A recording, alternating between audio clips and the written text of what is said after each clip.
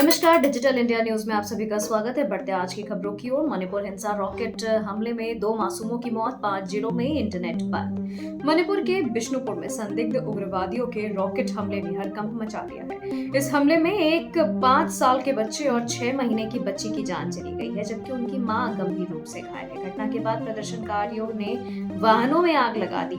सुरक्षा के मद्देनजर इम्फाल वेस्ट और ईस्ट समेत 5 जिलों में 3 दिनों के लिए इंटरनेट सेवाएं निलंबित कर दी गई हैं। मुख्यमंत्री ने इसे मानवता पर हमला बताया।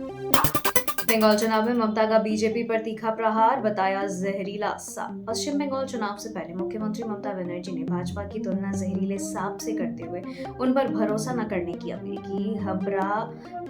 हावड़ा में जनसभा में उन्होंने आरोप लगाया कि चुनाव आयोग की एसआईआर प्रक्रिया के तहत जानबूझकर अल्पसंख्यक और मतुआ समुदाय के लाखों असली वोटरों के नाम काटे गए हैं। उन्होंने कहा कि यह चुनाव बंगाल की पहचान और लोकतंत्र की रक्षा के लिए है, जहां समाज को बांटने वाली ताकतों को हराना होगा।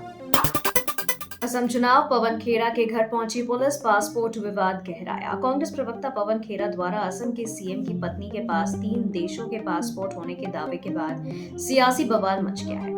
असम पुलिस दिल्ली में खेड़ा के घर छापेमारी करने पहुंची, जहां उनके न मिलने पर पुलिस कुछ दस्तावेज जब्त कर ले गई। उधर शिवसेना ने भी खेड़ा के बयान को गलत बताया। प्रवक्ता आनंद दुबे ने कहा कि व्यक्तिगत हमलों से कांग्रेस को नुकसान हो रहा है और चुनाव मुद्दों पर होना चाहिए। राजनाथ की चेतावनी, पाकिस्तान 1971 की हार न भूले, इस बार होंगे कई टुकड़े। रक्षा मंत्री राजनाथ सिंह ने पाकिस्तानी रक्षा मंत्री ख्वाजा आसिफ की कोलकाता तक हमले वाली गीदर हबकी का करारा जवाब दिया है। राजनाथ ने पाकिस्तान को 55 साल पुरानी हार याद दिलाते हुए कहा कि अगर फिर से बंगाल में नजर उठाई तो अंजाम और भी बुरा होगा। उन्होंने चेतावनी दी कि पिछले बार पाकिस्तान के 2 टुकड़े हुए थे, इस बार कितने होंगे यह ऊपर वाला ही जानता है। भारत अपनी सुरक्षा के लिए पूरी तरह तैयार है। खड़गे का पलटवार, असम में चल रहा है सिंडिकेट राज, जनता देगी जवाब। कांग्रेस अध्यक्ष मल्लिकार्जुन खड़गे ने असम चुनाव प्रचार के दौरान भाजपा पर तीखा हमला बोला। उन्होंने सीएम हेमंत बिस्वा शर्मा को देश का सबसे भ्रष्ट और घमंडी मुख्यमंत्री बताया। खड़गे ने आरोप लगाया कि असम में सिंडिकेट राज चल रहा है, जहां सरकारी जमीनें गरीबियों को दी जा रही है। उन्होंने दावा किया कि विपक्षी गठबंधन 126 में से 73 सीटें जीतकर सरकार बनाने जा रहे हैं और जनता इस भ्रष्ट शासन को बाहर का रास्ता दिखाएगी।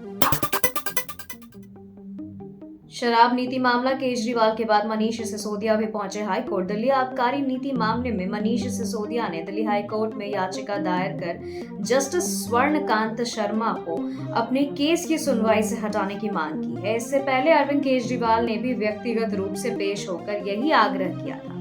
कोर्ट अब 13 अप्रैल को इस मामले की सुनवाई करेगा। साथ ही सीबीआई की मुख्य याचिका पर जवाब दाखिल करने के लिए सभी आरोपियों को 10 अप्रैल तक का अंतिम समय दिया गया है।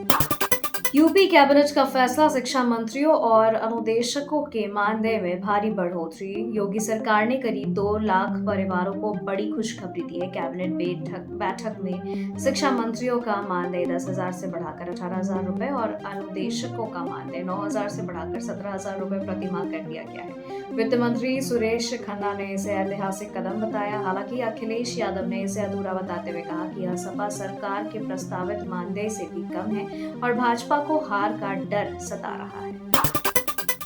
भाजपा स्थापना दिवस, 2 सीटों से वट वृक्ष बनने तक का गौरवशाली सफर। लखनऊ में भाजपा के 47वें स्थापना दिवस पर गौरव सम्मान समारोह का आयोजन हुआ। उप मुख्यमंत्री ब्रजेश पाठक और प्रदेश अध्यक्ष पंकज चौधरी ने कहा कि भाजपा सिर्फ एक राजनीतिक दल नहीं बल्कि एक परिवार है। नेताओं ने पार्टी के सफर को याद करते हुए बताया कि कार्यकर्ताओं के बलिदान की वजह से ही आज पार्टी 23 राज्यों में शासन कर रही है। कार्यक्रम में राजनाथ सिंह सहित कई दिग्गज नेताओं के वर्चुअल संदेश भी प्रसारित किए गए हैं।